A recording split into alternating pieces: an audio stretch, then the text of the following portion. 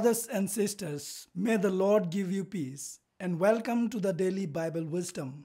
Today we have another chapter from the Luke Gospel, chapter 20, 27 to 40. Some of the Sadducees came to Jesus and asked a question about the resurrection of the dead. There were 7 brothers.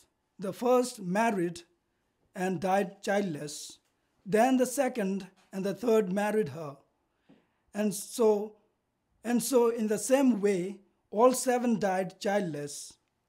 Finally, the woman also died. In the resurrection, therefore, whose wife will the woman be? This was to test Jesus. But Jesus said to them, those who belong to this age marry and are given in marriage, but those who are considered worthy of a place in that age and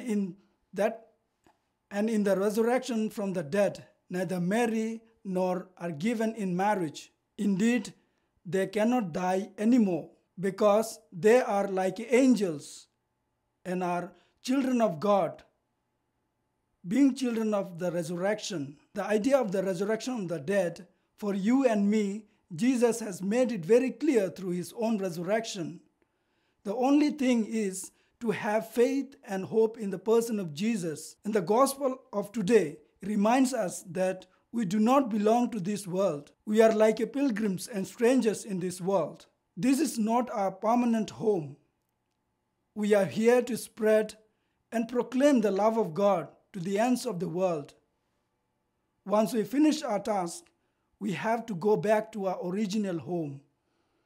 Brothers and sisters, therefore, Jesus came to take us home, and our love and relationships are not limited to our family, friends, and relatives alone, and our relationships are much more than that. As Christians, our life here on earth is an example of the foretaste of heavenly life. Therefore, as long as we live in the world, love and relate to the full as God has loved us to the full.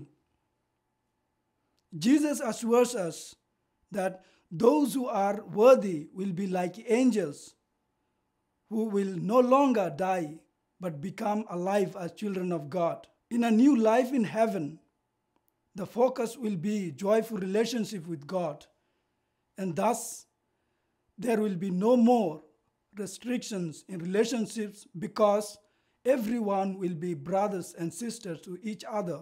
In fact, there will be no distinctions as gender, color, race, and so forth.